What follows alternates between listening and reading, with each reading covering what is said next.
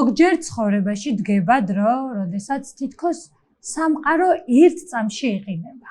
ერთი სიტყვა, ერთი დიაგნოზი, ერთი ექიმის ხმა და ყველაფერი რაც მანამდე ჩვეულებრივი გეგონა უცებ უცხო ხდება. კიბო, სიტყვა, რომელიც ბევრისთვის შიშთან და უიმედობასთან ასოცირდება, მაგრამ დღეს ჩვენ ამ სიტყვას სხვანაირად შევხედავთ. ეს გადაცემა იქნება ადგილი, სადაც ყველაზე რთულ ისტორიებში სიცოცხლის გამარჯვებას მოვუსმენთ, რადგან კიბო განაჩენი არ არის. ზოგჯერ ის ყველაზე დიდი ბრძოლის დასაწყისია. ბრძოლის, სადაც ქალი საკუთარ თავში ისეთ ძალას პოულობს, რომლის არსებობაც მანამდე არც კი იცოდა.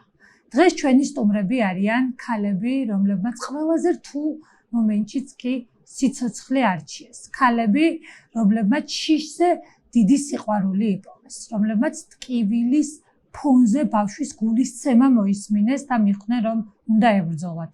არა მხოლოდ საკუთარი სიცოცხლისთვის, არამედ ბავშვებისთვის. წარმოიდგინეთ ის წუთი, როდესაც ექიმის კაბინეტში ზიხარ და ამ დროს იგებ, რომ კიბოსთან ბრძოლა უნდა დაიწყო. ეს არის წამი, როდესაც ცხოვრება თითქოს ორ უკიდურესობას შორის გაჩერებს. ერთ მხარეს შიშია, მეორე მხარეს სიცოცხლე, რომელიც შენში იზრდება. დღეს თქვენ გაიცნობთ ორ ქალს, რომელმაც ამ გზაზე შეუძლებელი შეძლეს.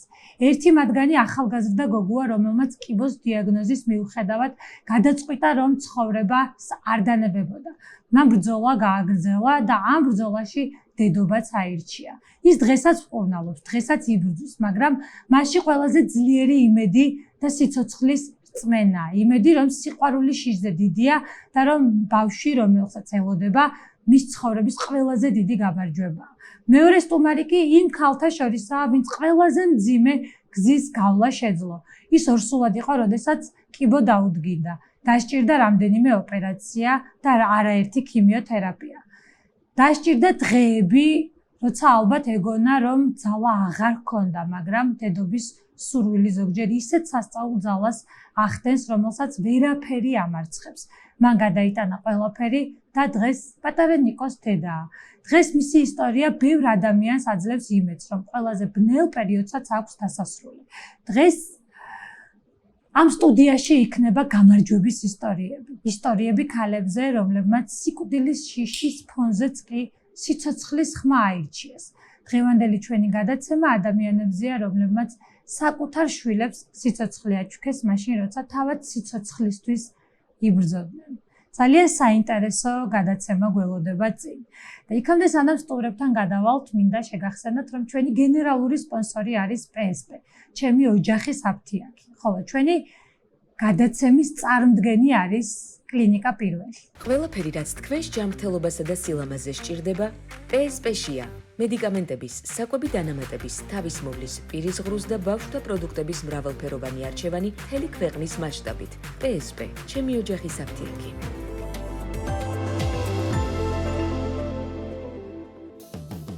დღეს მოვედი პირველ კლინიკაში, სადაც გახსნის დღიდან რეგულარულად ვიკარებ ჩეკაპს. მას შემდეგ, რაც 1 წლის წინ ჩემი დიაგნოზის შესახებ გავიგე, ამ კლინიკაში ვიზიტი ჩემი ცხოვრების მნიშვნელოვან ნაწილად იქცა. ეს ის კლინიკაა, რომელსაც თავდახუჭული ვენდობ.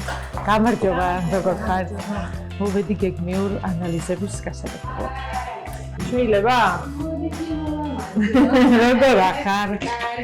მოვედი ისევ შენთან. მოვედი ჩემო აჰა, ეს ყველაფერი. ჩემი მეგობარი მოვიყვანი, ის არის ონკოლოგიური პაციენტი და გამიკეთებია, მაგრამ ოქროს ხელები და კი. მადლობა.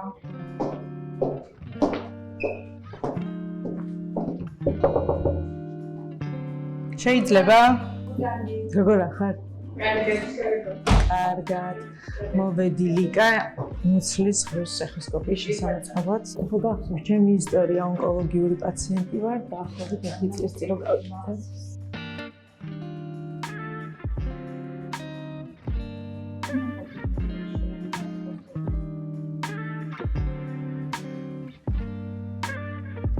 წონას მეყვი აღიძანა ვიძინა просто идея сам ходить идет.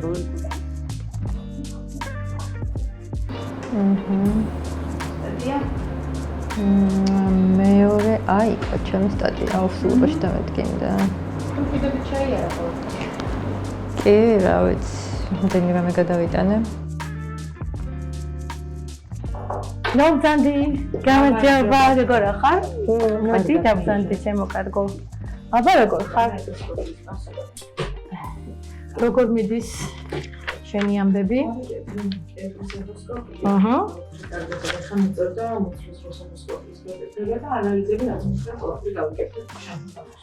თუზუსკიბოს შემთხვევების 30% ხდება პრემენოპაუზალურ ასაკში, 50 წლამდე, ხოლო დაახლოებით 12% ხდება 25-დან 35 წლის ასაკში. ამ ასაკში დიაგნოსტირებული თუზუსკიბო ძალიან დიდ ემოციურ ტვირთან არის დაკავშირებული. გამომდინარე იქიდან, რომ სწორედ ამ ასაკში ქალების უმრავლესობა გეგმავს დაოჯახებას და ორსულობას.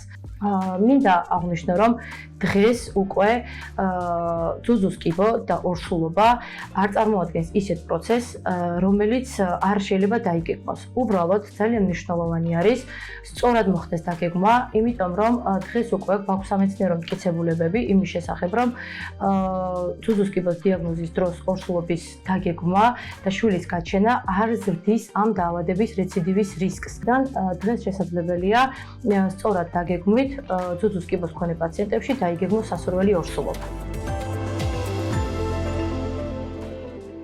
ნუცა, თამუნა, პირველ რიგში ძალიან დიდი მადლობა იმისთვის, რომ ხართ დღეს აქ ჩემთან სტუდიაში სტუმრად. მადლობა იმისათვის, რომ ხართ ალბათ დიდი სტიმული ყველა იმ ადამიანისთვის, ვისაც ეს დაავადება აქვს.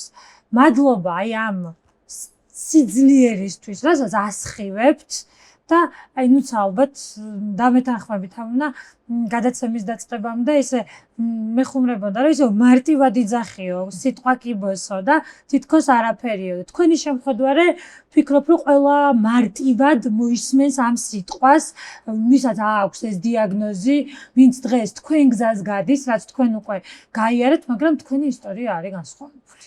თქვენი ისტორიები ორივესი არის თითქოს ერთნაირი, მაგრამ სრულიად განსხვავებული და მოდი მოვუხოთ მაყურებელს.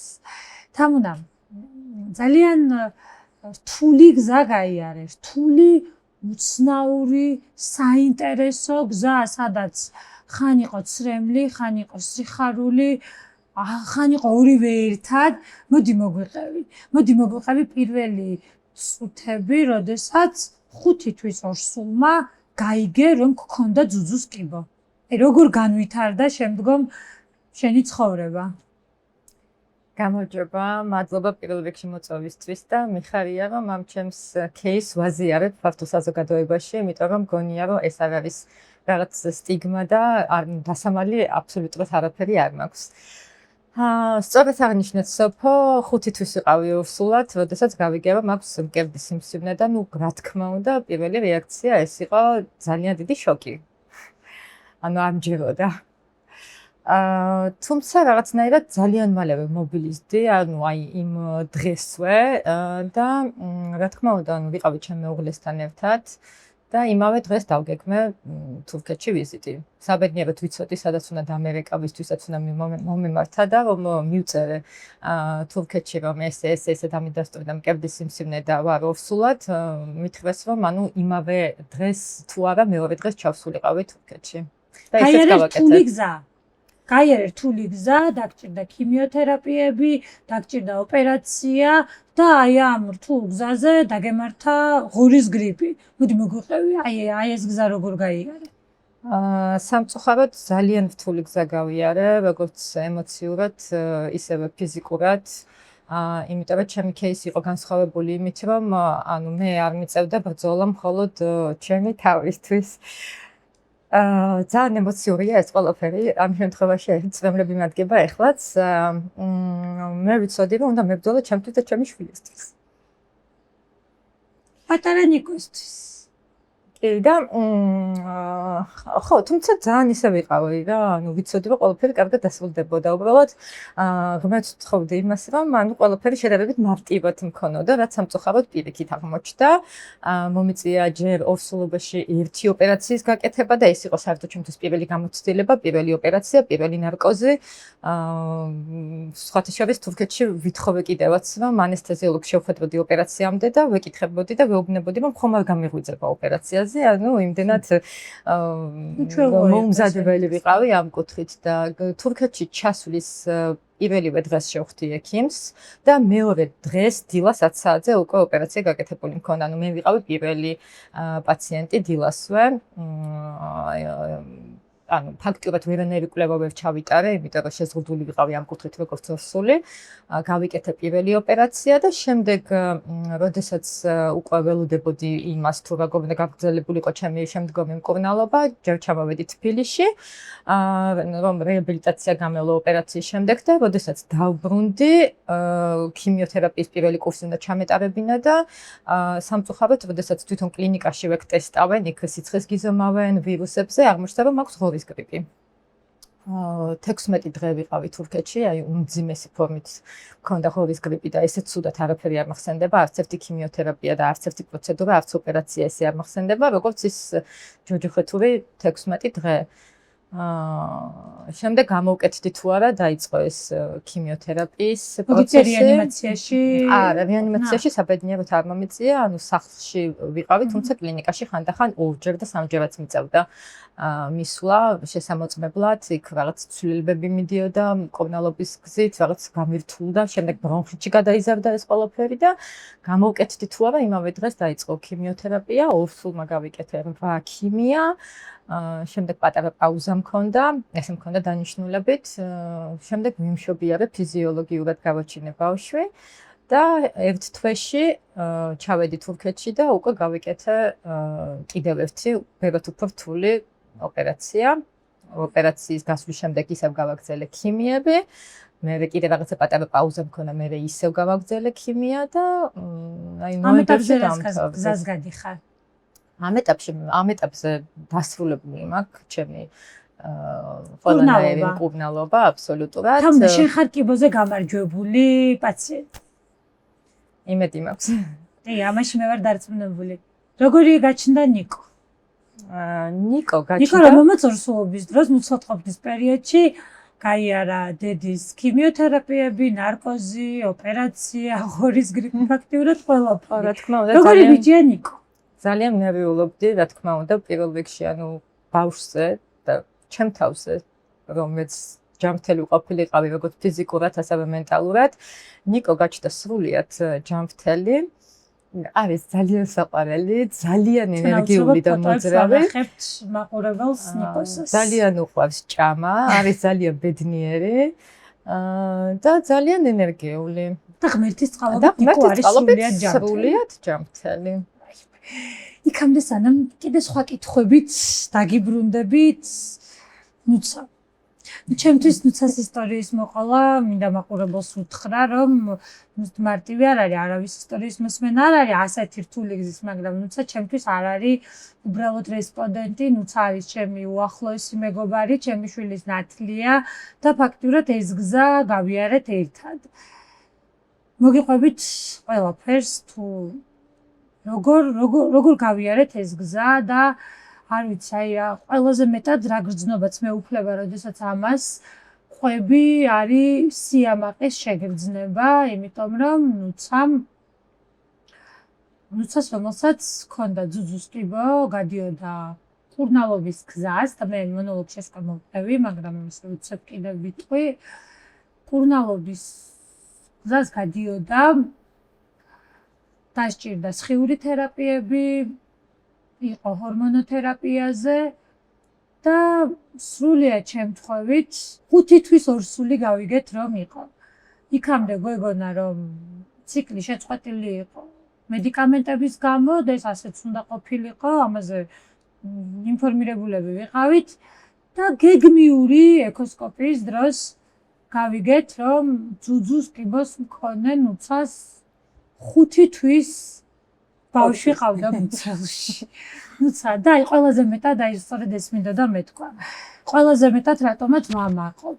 ცათი და რატომაც ვამაყობ, რომ ის ჩემი ცხოვრების ნაწილია, ბევრი ბარიერი გავიარეთ. მათ შორის ბევრი ექიმი ეუბნებოდა, რომ წითელი ხაზი იყო ამ ბავშვის დატოვება, არაფრით არ შეიძლება და აუცილებლად სასწრაფოდ უნდა გაეკეთებინა აბორტი, თუმცა თქვა რომ არა, რაც არ უნდა იყოს ჩემს ჯანმრთელობას, ჩემს სიცოცხლეს დავდებ სასწორზე, ბავშვს რომც კონდეს პრობლემები მაინც გავაჩენ და საბედნიეროდ ბავშვი აღმოჩნდა სრულიად ჯანმრთელი, დანარჩენს კონდიცა მოგვიყვება და დაუსრულებლად შემიძლია ამ თემაზე ვისაუბრო.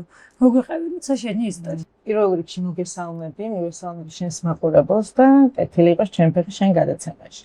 სანამ კონკრეტულად კითხვაზე გაგცემ პასუხს, მინდა გითხრა, რომ მიხარია, რომ დაბრუნდი იქ, საიდანაც ყველაფერი დაიწყე, იმიტომ რომ შენ ხარ ის ადამიანი, რომელიც ამ მედიცინის სფეროში არის სასიცოცხლოდ მნიშვნელოვანი, დარწმუნებული ვარ როგორც ჩემთვის, ასევე ძალიან ბევრი ადამიანისთვის.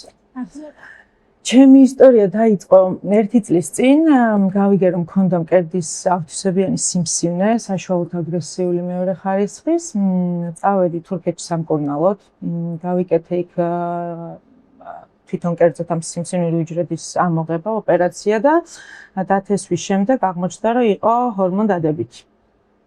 როდესაც ვიყავი ექიმთან და გეგმავდით უკვე შემდეგ მკურნალობის ეტაპს, პირველი კითხვა რაც მკითხა ჩემმა ონკოლოგმა იყო ის, რომ ზოგადად ვფიქრობდი თუ არა მესამე ბავშვის გაჩენას. 19 წლის ვიყავი პირველად რომ დედა გავხდი და მაშინ მახსოვს ძალიან მინდოდა რომ ბევრი შვილი მყოლოდა. ეხლა მყავს 2 ბიჭი, 19 წლის ნიკუშა და 16 წლის მიქა.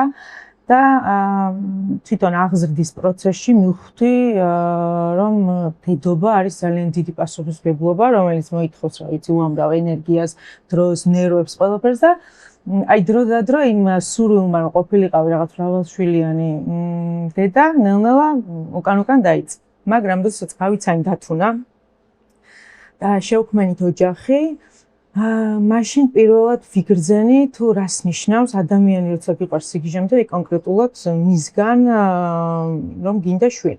და ჩემი სურვილის შესახებ რა თქმა უნდა უთხარი ჩემს ექიმსაც და ესეთი რაღაცა მითხრეს რომ რეკომენდაცია რომ მე დავსრულებულიყავი ამას ვერ არ გასცემდა უბრალოდ რეკომენდაციას და მითხრეს რომ ეხლა შეგიძლია დაბრუნდე შენ ქვეყანაში, გაყინო კვერცხუჯრედი და შემდეგ თუ მოგინდება შვილის ყოლა მიმართო სუროგატს. რა ჩამოვედით, დავიწყე ამ კვერცხუჯრედის ამოღების მომზადების პროცესი. ვერ ვიკეთებდი ძლიერ სტიმულაციებს ამ ჩემი დაავადებიდან გამომდინარე, უფრო მსუბუქს ვიკეთებდი და ისიც ექიმთან შეთანხმებით. გამოვიდა მხოლოდ 2 კვერცხუჯრედი და მირჩიეს რომ განაყოფიერებული კვერცხუჯრედი შეგვენა. 5 დღის განმავლობაში ველოდებოდით, გახდა ემბრიონი, ძალიან გახარებული ვიყავით ყველანი, მერე მე წავედი თურქეთში სამკურნალოდ და გავუკეთეთ ამ ემბრიონს გენეტიკური ტესტი. გენეტიკური ტესტის პასუხი დაგვეწია იქ თუ გახსოვს, ერთად ვიყავით, ჩვენ ჩამოსული ვიყავით თურქეთში ჩემთან ერთად. და მოვიდა პასუხი რომ არ შეესაბამებოდა ტრანსფერს. ანუ იყო, იცი როგორი რაღაცა ტრისომია და მონოსომია ეწერა რა, ერთიდან მეტი ან ნაკლები იქნებოდა და ან შეიძლება საერთოდ ვერ განვითარებულიყო ორსულობა. ამიტომ გვირჩიეს რომ არ გადაგვეტანა და ეს ჩემი გეგმები და სურვილები იმის შესახებ რომ ბავშვი უახლოეს მომავალში ყოლოდა, წყალში ჩამეყარა და თან გენეტიკური ანალიზის პასუხიც დამეწია რომ მითხრეს რომ გაქვს ერთ-ერთ სიმსივნურ გენზე მიდრეკილება. ეს კიდე რაღაც ახანგრძლივებდა და ცვლიდა ამ ჩემ მკურნალობას და მოკლედ მაშინ იმედი ძალიან გადამეწურა. თუმცა წმენა არ დამიკარგავს არასდროს. სულ სადაც საშუალება მომეცემა და მივდიოდი ხოლმე და მახსოვს ღმერთს ვთხოვდი რომ კიდევ ერთი შვილი ეჩუქა. შენ უკვე ხედავ შენ ცხოვრებას, აი 5 წლით მერე, 5 წლის მერე, 10 წლის მერე. გეგმა მაქვს. იმის გარდა რომ დავამარცხო, ძალიან მინდა რომ კიდევ ერთი შვილი გავაჩინო. და იმ დონემდე მინდა რომ ხედავ ბავშვით ხელში, უცას ხედავ კიდე, ნახე რა იქნება. ერთად ვიყავით თუ გახსოვს ღვთისმშობლის ეკლესიაში, იქ წასულები სტამბულში. მე ბაკურიანში ვისვენებდი და იქაც მითხრეს რომ ახლოს იყო მამა გაბრიელის ეკლესია და სარტყელი იყო, რომელიც რაღაც სასწაულებს ახდენდა ონკოლოგიური დაავადების თვალსაზრისით, მაგრამ მე წავედი და მაგრამ შენ ჯიუტად მაინც პატარა გოგოს იფიქრებდი. ნუ ბოლო იყო უკვე, როცა დავწერე სურვილი მახსოვს შობას. ხო, რადგან ახდა ეს სურვილი წამოვიღეს ფურცელი როგორც თავე და გოგზე გვანახე, აბა. შემიძლია პეჩვი. ვაი. მე მყავს გოგო, ჯანმრთელი შვილი და მე ვარ ჯანმრთელი. თუმცას სურვილი შობის ღამეს. რომელიც შობის ღამე იყო 6 იანვარი და 19 იანვარს ნათლისღებას გავიგეთ რომ იყავი 5 თვის ორსული. 4-ის ხო. გეგმიურ შემოწმებაზე მივედი უბრალოდ. იქამდე 2 თვის ორსული როცა ვიყავი, მაშინაც ვიყავი მისული ერთ-ერთ კლინიკაში მუცლის ეხოსკოპიაზე, თუმცა ვერ დაინახა ამ ეხოსკოპისტმა, რაღაც ცოცხალი ნაყოფი. საშინელება დამემართა, როცა მითხრეს, რომ ხარ ორსულად, რომ ესეთი გაუბედურებული, გამწარებული და შეშინებული ჩემ ცხოვრებაში არ ყოფილა, იმიტომ რომ ექიმს თვითონ ისეთი რეაქცია ჰქონდა, ანუ ამ ექიმმა იცოდა ჩემი ონკოლოგიური ისტორია და ისეთი რეაქცია ჰქონდა და იმდენად ნერვიულა, რომ აი მისმა რეაქციამ შოკში ჩამაგდო. მთელი პროცესი ამიღწევა თავიდან ბოლომდე, როგორ უნდა მემშობი არა ხელოვნურად ტკივილები როგორ იქნებოდა და ნუ ისეთი ისტერიკით გამოვედი იქიდან, თან მარტო ვიყავი და არ დამინდო. მახსოვს დედაჩემს დაურეკე და იქ ანწირული ხმით შენც დაგირეკე თუ გახსოვს, ყვიროდი და შველას ვითხავდი, მიშველეთ სიკვდილი მიახლოვდება თქვენ, აი წარმოუდგენლად გავიცა, ეხლა ცუდად ხვდები რომ ახსენდე. მე მახსოვს ვიყავი ერთ-ერთ სამედიცინო კონფერენციაზე და მომდიოდა შენი ვოისები. ფიზიკურად ვერ მოვისმინე და ჩვენი ძალიან ახლო მეგობარი მირეკავს მალინა ბერეკაშვილი, თქვენთვის ჩემი მაყურებლისთვის უკვე ძალიან ცნობილი ალექსანდრას დედა, არაჩვეულებრივი ადამიანი, რომელიც აი თამუნას და ნუცას ასევე მეგობარია, რომელმაც დააორგანიზა მათი თურქეთში მკურნალობა და არის არ ვიცი უამრავი ადამიანის იმედი, რომლებიც მიდიან თურქეთში და მკურნალობენ და გაუჩერებელი ზარი შემომდიოდა მალინასი და მივხვდი ახლა მალინა ძალიან კულტურული ადამიანია, რომ ამდენჯერ ტყუილად არ დამირეკავდა და გავედი და კონფერენციიდან და პირველი რაც გავაკეთე ნუცას ვოისი ჩავრთე და მეც არ მახსოვს, არაფერი არ მახსოვს, ეს ის დღეები იყო, როდესაც თუ გახსოვთ აი ამ ზამთარს უზარმაზარი თოვლი რო იყო, ფაქტიურად რო ვერ მოძრაობდით ქალაქში და ერთადერთი რაც მახსოვს, დავჯექი მანქანაზე და მივდივარ ნუცასთან და არ ვიცი, გზაში ვფიქრობ ყველაფერს, არ ვიცი, აი საერთოდ აი ფრაგმენტულად მახსოვს ეს დღე და რომ მივედი ნუცასთან სახლში და ეს ყველა დაბნეული ნუცა, ნუ აი არ ვიცი. რა შეიძლება დავარქვა იმ მდგომარეობას, რაც ნუცას იმ წუთას ჭირდა, მაგრამ აი სიტყვები მახსოვს რამაც გამომაფხიზლა მომენტალურად ნუცა ესე სავარძელზე ესე მიწოლილი რომ იმეორებდა რომ მე ამბავში გავაჩენ აი ეს გაუჩერებლად იმეორებდა და მაშინ მივხვდი რომ მომენტალურად უნდა მობილიზება მომეხდინა ჩემი თავის და იყო ნათლისღება ფიქრობდი იმას, რომ ანუ ისეთი უცნაურად დაემთხვა ყველაფერი, ნათლისღებას ყველა კლინიკა ისვენებს, ერთადერთი ალბათ კლინიკა მუშაობდა, იქ მივიდა და მაგას ფიქრობდი, რომ მახსოვს დედაჩემა დამირეკა და რა გჭირს და ეს ამბავი რომ მოვუყევი პირველი რაც მითხრა, რომ სასწაულები გაიგე რა ხდება ახლა დაწნარდით, დამშვიდდით და მიიღეთ ის, რომ ეს არის ღმერთის საჩუქარი, მართლა ღმერთის საჩუქარია ეს ბავშვი, იმიტომ რომ ყველაფერთან ერთად ნათლისღება დღეს ღმერთმა გაგვაგებინა რომ ის არსებობდა და შაო დაწნადით, დამშვიდით, ეხლავე დაურეკე ექიმს, მიდით და რა ვიცი, გავიგოთ რა უნდა გავაკეთოთ. დედაჩემის პასუხი იყო, სად უნდა იმშობიაროს, მე აქედან უკვე იმშობიარობა. და აი არ ვიცი, სასრულიად არანორმალური დღე იყო და მოგვიყევი მე როდის მიიღე გადაწყვეტილება, ეხლა ცოტა უცნაურ კითხვას გისვამ, იმიტომ რომ მე ვიცი რომ იმ წამისვე გადაწყვეტილება მიღებული ქონდა, ბევრი არ ვიტყვი, არც ერთი ექიმის სახელს დაგვარს, გასაკვირველია, მაგრამ დაჟინებული მოთხოვნა იყო, რომ ეს ბავშვი არ უნდა გაჩერდეს. კატეგორიული მოთხოვნა იყო. ხო, იქიდან გამომდინარე, რომ მე ვიყავი ჰორმონალურ თერაპიაზე და ვიღებდი ისეთ ძალიან ძლიერ ჰორმონს და თან გავიკეთე 4 თვით ადრე ძლიერი ნემსი, რომელიც ამ ხელოვნურ კლიმაქსში გადაყავ ხარ ამ ნემს, ზოლადექსი, ნუ აქედან გამომდინარე, ყველა ექიმს, ვისაც ვეუბნებოდი და ვუყვებოდი ამ ჩემ ისტორიას, ნუ ყველას რეკომენდაცია იყო, რომ მე ორსულობა შემეწყვიტა. რამოდენიმე მისე კაცრად მომთხოვა და მართლა წითელი ასოებით მომწერა. და მაგრამ მე მაინც ვთვლი, რომ მართლა ექიმები ვალდებულნი არიან, რომ გითხრან ამათ იმ რისკის შესახებ, რაც შეიძლება მოყვეს ამ შენ გადაწყვეტილებას და ნაბიჯს. თუ ვარდისფერი სათვალე გიკეთია, ისიც უნდა მოგხსნან და დაგანახონ ყველაზე ისეთი მძიმე სურათით, რაც შეიძლება რომ მოხდეს. და აი ამ რამოდენიმე დღის შემდეგ, უფრო მეტად რომ დავწყნარდი და რაღაც დაუბრუნდი საკუთარ თავს ხო? თუ გახსოვს, ყველას ვესაუბრეთ, ენდოკრინოლოგიდან დაწყებული, გენეტიკოსით დამთავრებული, ბევრის რეკომენდაცია მოვისმინეთ, ბევრი შეიძლება განვითარდეს, ეს მოვისმინეთ, შეიძლება განვითარდეს ორგანოების ანომალია, შეიძლება განვითარდეს რაღაც გულის მანკი, ბევრი შეიძლება. იმასაც ამბობდნენ, რომ შეიძლება ეხლა ხედავ ეხოსკოპიაზე, რომ ყველაფერი რიგზია და როგორც საგაჩნდება ბავშვი, შეიძლება მერე განვითარდეს ბევრი რაღაცა. ნუ მოკლედ მთელი აურზაური იყო მაშინ ჩვენს გარშემო და ამ რეკომენდაციების საფრთხების და ყველაფრის შემდეგ მე თვითონ გადავწყვიტე, რა თქმა უნდა, რომ ეს ბავშვი უნდა გამეჩინო. და იცი რისი თქვა მინდა, არავინ არ მინდა იფიქროს, რომ მე რაღაც ექიმების წინააღმდეგ წავედი, უბრალოდ ეს არის ჩემი პირადი ცხოვრება, ჩემი რაღაცა პირადი გზა, რომელიც მე უნდა გავიარო, მე უნდა ვატარო, ესე ვთქვათ, ეს ჯვარი, როგორი შედეგიც არ უნდა დადგეს და ისიც მინდა აღვნიშნო, რომ აი ჩემი ისტორია არ მინდა ვიღაცისთვის იყოს რაღაც სამედიცინო რეკომენდაცია, იმიტომ რომ ყველა ადამიანის დიაგნოზი, ყველა ადამიანის გენეტიკა, ყველა ადამიანის, რა ვიცი, ორგანიზმი არის სხვადასხვა. მე ესე მჯერა და მწამს, რომ ეს ბავშვი მოვიდა იმისთვის, რომ მე გამოვჯამრთელდე და ჩემი ცხოვრება უფრო ფერადი და ლამაზი და კარგი გახდეს. როგორ შეიცვალა შენი ცხოვრება? აი ამ ყველაფრის მერე. ჩემი ცხოვრება და ზოგადად შენ დამოკიდებულება სიცოცხლის მიმართ. ზოგადად შეიცვალა დიაგნოზის შემდეგ, ჩემი დამოკიდებულება სიცოცხლის შემდეგ უფრო მეტად მადლიერი გავხდი და უფრო მეტად რაღაცნაირად ღმერთს მივენდე.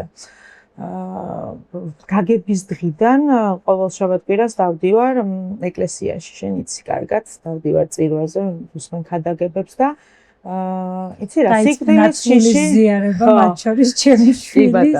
სიკვდილის შიში გამიქრა თითქოს. რაღაცნაირად აი იქ ეს სტაბილურად სიარულმა ქადაგებების მოსმენამ ხო, ეკლესიაში ყოფნამ გამიქარწყა რაღაცა ის შიში სიკვდილის თითქოს რაღაც არაფერი აღარ არის უკვე ჩემთვის და ძალიან მეშინოდა, როდესაც ვაანალიზებდი იმას, რომ შევწყვიტე კურნალობა და არ ვიყავი ისე დაცული მედიკამენტოზურად, მაგრამ აი რაღაც სტაბილურად ახსარებების მიღებამ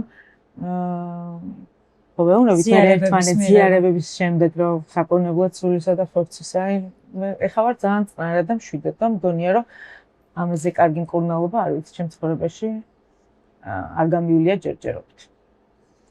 ნუცა, როდის მიხვდი რომ შენი მდგომარეობა აი ამ პატარამ კარგისკენ შეცვალა უფრო ვიდრე ცუდისკენ? როდის მივხვდი? ზოგადად მივხვდი, რომ მე აი იმ სტრესს ვერ გადავიტანდი გაცნობიერებულად, ესე სამშობიაროდან ხელცარიელი რომ გამოვსულიყავი. ან აი ხელოვნური მშობიარობა, რასაც ქვია, ანუ მე მაგას ვერ გადავიტანდი, ზუსტად ვიცით, მაშინაც ზუსტად ვიცით და ეხლაც იგივეს. ეს იქნებოდა ჩემი ცხოვრების, არ ვიცი, დამანგრეველი ნაბიჯი და ვერასდროს ვერ ვაპატიებდი ჩემ თავს მართლა ეს რო გამეკეთებინა. ბევრი ფიქრის მერე ისევ და ისევ გეუბნები, მივხვდი რომ ამ ბავშვის დაბადებით ჩემ სულს, გონებას, რა ვიცი, სხეულს ყველაფერს უფრო მეტი სარგებელი ექნებოდა ვიდრე ზიანი და მჯერა რომ მოკლედ ყველაფერი ძალიან კარგად იქნება. იმისიც მჯერა რომ ონკოლოგია აღარც დაბრუნდება ჩემ ცხოვრებაში და დარწმუნებული ვარ მე რომ დაბრუნდეს მაგისთვისაც ვზად ვარ რომ ვიბრძოლო.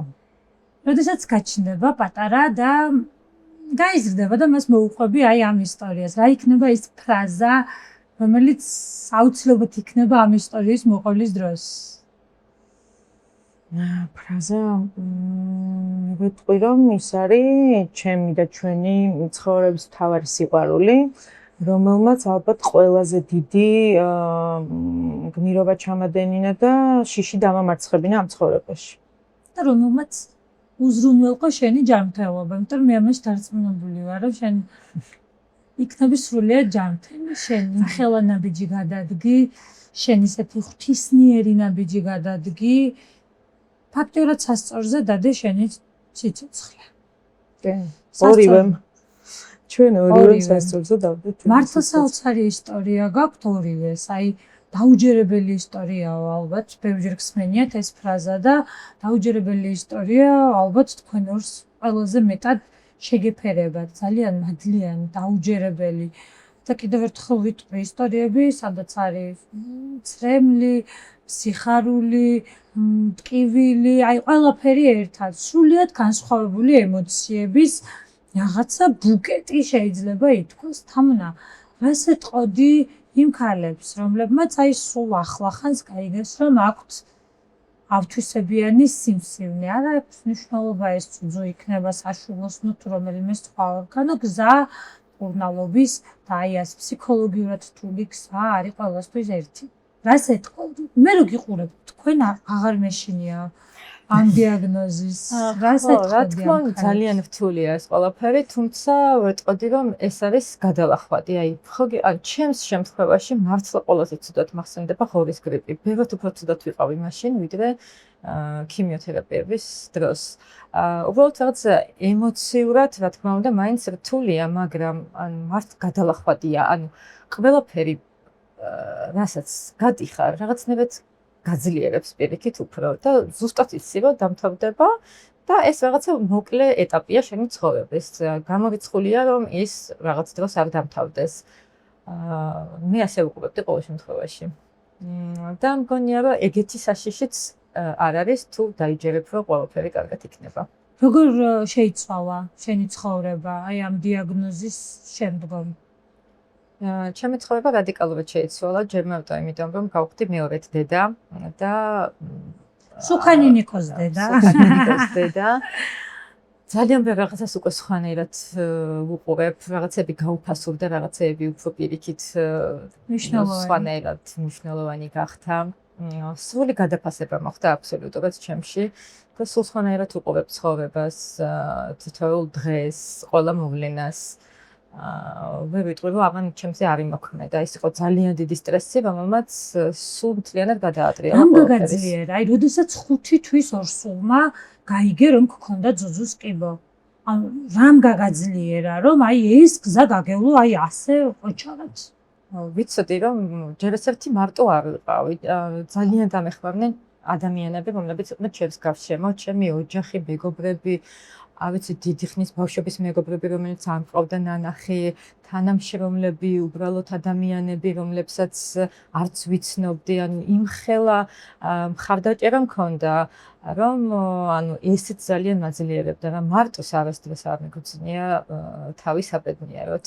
ყველა მხრიდან მქონდა ხელშეწყობა და არ მქონდა უფლება, რომ თავი დამენებებინებინა ამ ყველაფრისთვის, რა თქმა უნდა და პირველ რიგში ჩემი შვილისთვის, ჩემი მეუღლისთვის, რა ვიცი, ყველაფერს ვაკეთებდი, რომ ყოფილიყავი კარგად. ალბათ, როდესაც იმშობიარე და ნიკო დაინახე, მიხვდი, რომ აი ის წამი ღირდა იმ ტანჯვად, რაც გაიარე. კი, რა თქმა უნდა. მე როდესაც მშობიარობდი, არ ვიცი, მთელი თბილისი იყო ჩემი გულშემატკივარი, ანუ ისეთი ხმები მესმოდა რომ გავაჩინე, რომ აი ისეთი ღრიალი იყო შემოგვიარებდა სანსარეთ და ყველაფერი მეც დავინახო და შევე. და რა თქმა უნდა, ანუ თურქეთშიც გავაჩინე, რა თქმა უნდა, შევატყობინე და იქიდან ძალიან დიდი მხარდაჭერა იყო, მთხოვდნენ ფოტოებს, ვიდეოებს და ხო, ძალიან ემოციური იყო ეს ყველაფერი. ანუ იმ ერთ წელში ფაქტიურად მთელი ცხოვრება ვიცხოვრე. ანუ მაგდენი ემოცია, აი რაც აქამდე მოვედი, არ მქონია, რაც იყო იმ წელს და მე თვითონ ვცდილობდი, რომ ხალისიანად ყოფილიყავი. სამოგზაუროთაც წავედი ერთხელ ჯერ ზაფხულში ზღვაზე, მერე ახალ წელს ჩემ გოგოსთან და ჩემ მეუღლესთან ერთად რაღაცა საახალწლო განწყობის შესაქმნელად კიდევ ერთხელ წავედი და ანუ ვცდილობდი, რომ გადამეღახა ეს ყველაფერი. ნუ წამ. მოყევი როგორ მიდის შენი ორსულობა? სხვათა შორის ღმერთის წყალობით მიდის ძალიან კარგად. პირველ ორ ბავშვზე რაღაცა ელემენტარული პრობლემები რაც იყო, ეხლა საერთოდ არაფერი არ მაწუხებს. ვარჯიშობ ძალიან აქტიურად. შენი ძალიან აქტიურად ვარჯიშობ, რაც შენ ზუსტად ვიცი. აი ახლა გავა კადრები ნუცას ვარჯიშის, აი ამ ხელა ურსულობის დროს და მე მიხვდებით რატომ მაშინებს მისი აი ეს ყველაფერი რასაც აკეთებს. აქტიურად ვარჯიშობ, 3 დღე დავდივარ პერსონალურ ტრენერთან, 2 დღე პილატესზე და იოგაზე. ადამიანი, რომელიც მთელი ცხოვრება არის აქტიური, მართლა გეუბნები, აი დამიჯერე, ყველა ნებისმიერ ექიმს გითხრე თუ გინდა, ყველა რეკომენდაციას გეუბნება, რომ ისევ აქტიურად უნდა გააგრძელ. უბრალოდ რა თქმა უნდა, რაღაც შეზღუდვებით. მეც რაღაც შეზღუდვები მაქვს, მაგრამ აქტიურ ცხოვრებას ვარ. რა განცდა ქონდა, როდესაც ბავშვის გულისცემა მოისმინა პირველად? ვაიმე. ძალიან ამაყი ვიყავი, ძალიან ამაყი ვიყავი, იმიტომ რომ ვიცი რამდენ რაღაცას გაუძლო, რომ იქამდე მოსულიყო ესეთი თან რომ მითხრას რომ ძალიან ჯანმრთელია ამნიოცენტეზით გავიკეთე და იმის პასუხიც რომ ვიცოდი რომ გენეტიკური ტესტი და იქაც რომ ყველაფერი რიგზე იყო, აი ეხლა სიამაყით ვისწრები რომ ესეთ რაღაც სიცოცხლის უნარიან და მებრძოლ გოგოს ვატარებ მოცლით. ნუცა რა სიტყვა ქალებს, რომლებიც ახლა სიმსივნეს ებრძვიან და რომლებიც გადიან იმ გზას, რაც შენ გაიარე? პირველ რიგში ვეტყვი იმას, რომ მადლიერებით იწყება განკურნება. ვეტყვი იმას, რომ არასდროს არ უნდა დაკარგონ იმედი, უნდა შეეცადონ და უნდა იფიქრონ მუდმივად კარგს, იმიტომ რომ მართლა ესე არის მოწყობილი ყველაფერი. რასაც ფიქრობ, მე სამყარო იმას გიბრუნებს, ესე მუშაობს ეს მიზიდულობის კანონი, ანუ თუ კარგზე იფიქრებ, კარგი მოვა, თუ ცუდზე იფიქრებ, ცუდი მოვა. იმედი არ უნდა დაკარგონ, ყოველთვის აქვს მართლა ბრძოლას აზრი, თავისი ოცნებები უნდა წარმოიდგინონ და აი შეგრძნების დონემდე უნდა მიიყვანონ. ხამე მე ძილის წინ მართლა ხშირად როცა ვიძინებდი, სულ წარმოდგენილი მქონდა, რომ უკვე მყავდა ბავშვი, შვილი პატარა, რომელსაც ვასეირნებდა, აი სუნიც კი დაახლოებით აი მაგ დონემდე მქონდა წარმოდგენილი და აი ეს წარმოსახვით რაღაცები ძალიან მაგრად მუშაობს და მინდა ყველას ვურჩიო, რომ თავისი მიზნებისთვის აუცილებლად ბოლომდე იბრძოლონ, რა დიაგნოზიც არ უნდა ჰქონდეთ. როგორ მიიღეს პატარას არსებობა ნიკომ და მიქამ შენმა უფროსმა შვილებმა? შენ ძალიან კარგად იცი როგორ უყვარს ნიკოს და მიქას პატარა ბავშვები, იმიტომ რომ შენ შვილებს გარდა პატარა ძიძები არიან ხოლმე, როდესაც დასასვენებლად მივდივარ, ელოდება ყველა, ერთი სულებ ყველა საერთოდ როდესაც გაჩნდება, ძალიან დიდი სიხარული შემოიტანა ამ ყველაფერმა ჩვენ ოჯახში ნამდვილად. და არ შეიძლება არ აღნიშნოთ შენი უყოჩაღესი მეუღლე დათუნა, რომელმაც აი ასე ალბათ რომ არა დათუნასნაირი ადამიანი გვერდით, რომელიც რა ვიცი, დათუნა ბევრი ძალიან დიდი ძალა მოგცა. ალბათ გაგიჭირდებოდა ამ გადაწყვეტილების მიღება. დათუნასაც ძალიან სწორი პოზიცია ჰქონდა სხვათა შორის, ახლა ბევრ ადამიანს და თუმცა კაცს შეიძლება ვერ მიიღოს ის, რომ ეუბნებიან, რომ შეიძლება ერთი ჯანმრთელი შვილი რო ყავს და შენ შეიძლება გაგიჩნდეს თქვა და ამ ანომალიებით შემდეგი ბავშვი, ბევრ ადამიანმა შეიძლება ვერ მიიღოს. დათუნა ძალიან სწორად მოიქცა, მითხრა რომ თავიდან ბოლომდე იმას იაზრებდა, რომ ჩემ ჯანმრთელობასაც ეხებოდა ეს ყველაფერი და სულ უნდა ხას რომ ჯერ შენ უნდა ყოფილიყავი ჯანმრთელი. ყოფილიყავი და გადაწყვეტილებაც როგორიც არ უნდა ყოფილიყო, მისთვის იქნებოდა მისაღები ჩემთვის. თამნა, შენ მოგვიყავი როგორი იყო შენი ორსულობა? აი ამ ძალიან ისეთი თუ შენი ორსულობა გაცილებით ისეთი რთული უნდა ყოფილიყო, იმიტომ რომ ნუცამ შეწყვეტა დროებით მკურნალობა და ფიზიოლოგიურ ორსულობას გადის და შენ შემთხვევაში გაიგე ორსულმა და ორსულმა გაიკეთე ქიმიოთერაპიები, ოპერაცია, კიდევ ერთხელ ვიტყვი ღორის გრიპი და აი ყველაფერი ერთად. როგორი ორსულობა გქონდა? რაოდენ გასაკვირიც რა უნდა იყოს, მქონდა ძალიან კარგი და უპრობლემო ორსულობა. დასაწყისშიც არ მქონია ტოქსიკოზი. და თავს გვიცნობდი კარგად. ანალიზებიც, რა თქმა უნდა, ძალიან ხშირად ვიკეთებდი და ქიმიოთერაპიის მიუხედავად თითქმის მწყობში მქონდა ყველაფერი, ორსულს სადაც ეცვლება გარკვეული მაჩვენებლები და საბედნიეროდ ჩემ შემთხვევაში ყველაფერი კარგად იყო და მე თვითონაც მიკვირდა ხოლმე ქიმიოთერაპიის შემდეგ მივდიოდი სამსახურში და მე-9 თვემდე ვიარე 17 მაისს გავაჩინე ბავშვი და 14 მაისს ავიღე დეკრეტული შვებულება, სულ ბოლომდე ვიარე სამსახურში, არ ვიცი საიდან მომეცა ეს ძალა, თუმცა ძალიან აქტიურად ვიყავი ამ პერიოდის განმავლობაში. შენ ორსულობაში არ შევაჯამოთ და ნუ არ ვიცი, საოცარი გოგო ხარ. 5 თვის ორ სულმა გაიგე რომ გქონდა ძუძუს კიბო თართული ფორმის თართული ფორმის გაიკეთე ქიმიოთერაპიები ოპერაცია ქონდა ღორის გრიპი და ამ ყველაფერთან ერთად დადიოდი სამოგზაუროდ დადიოდი სამსახურში მუშაობდი აქტიურად აქეთ ამშვიდებდი შენ გარშემო მყოფებს და არ ვიცი რა კომენტარი უნდა გქონდეს ამ ყველაფერთან დაკავშირებით არ ვიცი გარდა იმისა რომ ხარ არ ვიცი გმირი მართლა ხო არიან რომ ადამიანებს უწოდებენ გმირს ალბათ ამაზე დიდი გმირობა ძალიან რა ვიცი რთულია რომ წარმოიდგინო და გოგოება ბოლოს რომ შევაჯამოთ წლები გავა და ნიკო და სახელზე აქ მაინც ნუ ვიკამათებთ კულისებს მიღმა გადავდოთ ისევე თემა პატარა გოგო ვანახებთ ამ გადაცემას და მოდი თამუნა შენ გვითხარი წლები რო გავა და ნიკოს რო ვანახებთ ამ გადაცემას აი დღეს რას ეთქვი ნიკოს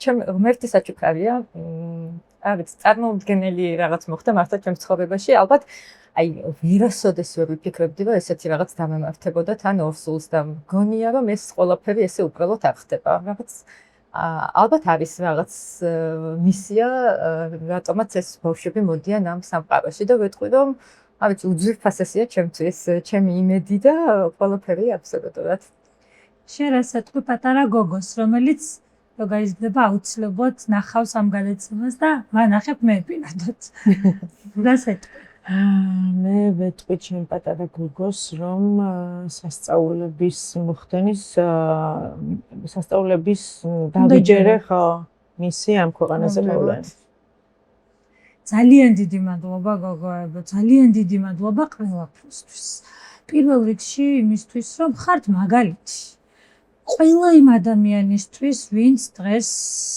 კიბოს ებრძვის ხართ მაგალითი ალბათ ყველა ქალისთვის ხართ დიდი სტიმული ადამიანებისთვის და რაც თავარია შენ ხარ ნიკოს დედა და შენ ძალიან მალე გახდები პატარა გოგოს დედა გისურვებთ პირველ რიგში ჯანმრთელობას ყოველთვის პირადად მე მიგულეთ გვერდით იმიტომ რომ აი მართლა სიტყვები არ მყოფნის იმ ყველაფრის შემდგომ რაც მოვისმინე და ძალიან მალე უკვე გელოდებით ნიკო დღეს საპატიო მიზეზით ვერ არის ჩვენი სტუმარი მაგრამ ერთი წლის თავზე უკვე ველოდებით ნიკოს პატარა გოგოსთან ერთად ჩვენ სტუდიაში სტუმრად და მე უკვე ისინი მოგვიყვებიან თავიანთი ისტორიის შესახებ და სანამ დაგემშვიდობებით მინდა გადმოგცეთ ჩვენი გენერალური სპონსორის PSP-ს საჩუქრები ეს არის ბავშვთა მოვლის საშუალებები გერმანული ბრენდის Sebamed-ისგან Sebamed არის ბრენდი რომელიც ყოველთვის ზრუნავს და მისი ამოსავალი წერტილი არის ის რომ კანის დამცავი მექანიზმი არ დაზიანდეს მე პირადად ვიყავი აქტიური მომხმარებელი Sebamed-ის როდესაც პატარები იყვნენ ჩემი შვილები და დარწმუნებული ვარ თქვენც ძალიან მოგეწონებათ მადლობა თქვენ ბედნიერად ჯანმრთელად და ძალიან მალე გელოდებით უკვე ბავშვებთან ერთად სტუდიაში დიდი მადლობა დიდი მადლობა